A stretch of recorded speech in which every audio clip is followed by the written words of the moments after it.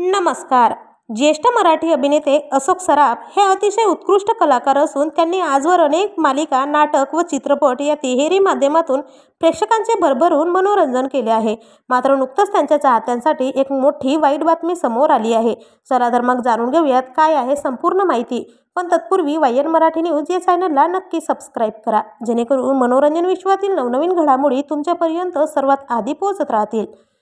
मित्रांनो, मुंबईतील ओशिवरा येथील एका फ्लॅटमध्ये गुरुवारी मध्यरात्री एअरगनच्या गोळ्या घुसल्याची खळबळजनक घटना समोर आली आहे. ज्या इमारतीवर गोळी धडकली त्या इमारतीमध्ये अभिनेते अशोक सराफ हे वास्तव्यास आहेत. 4 जण एअरगनशी खेळत असताना त्यांच्याकडून गोळी सुटल्याचे समोर आले आहे.